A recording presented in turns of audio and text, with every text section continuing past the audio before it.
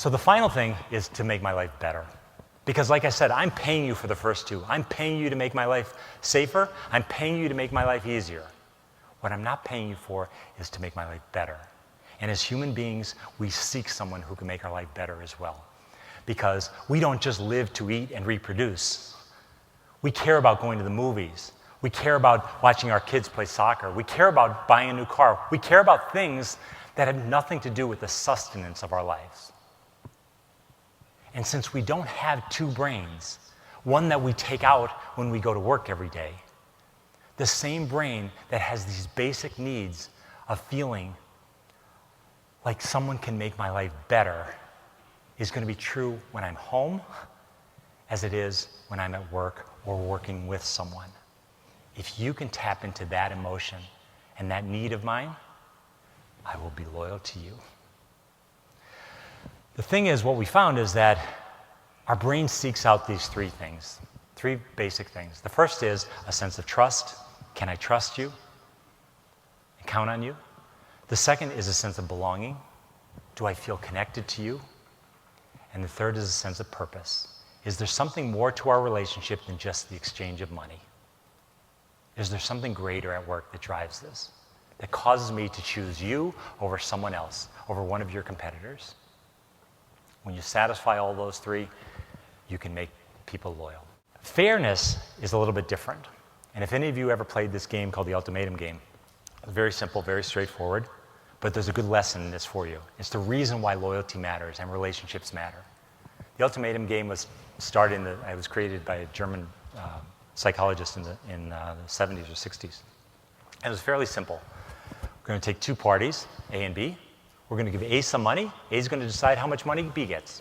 A was in on the experiment. We do 2 rounds. Round 1, A gets $30. They give B $15. They measure B. B's happy. Round 2, A gets $100. B gets $15. B's not very happy. In fact, B's mad. B's really mad. Now, here's the thing about this experiment that you should know. Why in the world would someone who walks into an experiment with no money, does 2 rounds, and comes out with exactly the same outcome in both rounds, is happy in one and really angry in the second? It's because we don't measure our experiences by the outcome. We measure it by the process. It doesn't matter to me whether you settled a claim properly. It matters to me how we got there. It doesn't matter to me whether or not we got a renewed policy. It matters to me what happened in all the steps between the original policy that you issued to the renewal. All of those steps is where I decide whether I'm coming back. That's where the relationships happen, with every single person you send out there to represent whatever product you just sold. It's why it matters. It's why they need to behave in a certain way because of this. The outcome is not how they will judge you. It is the process. You see, trust is fine as long as there's this. And it would be simple.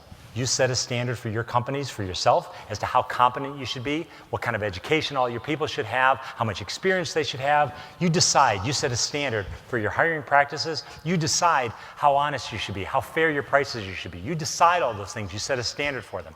You decide how often I should get back to someone, how often I should return a phone call, or how quickly I should return an email. You decide. You set standards inside your brain for what all those things that are building trust are. And life would be fine, and you would have all kinds of trustworthy relationships if this is all that mattered. The problem is there's one of those. There's someone that has a different standard possibly than you, that has a different standard as to how competent you should be, how honest and fair your prices should be, how quickly you should return my phone calls, and what kind of capacity you should have. The only way you build trust is to manage those expectations between yours and theirs.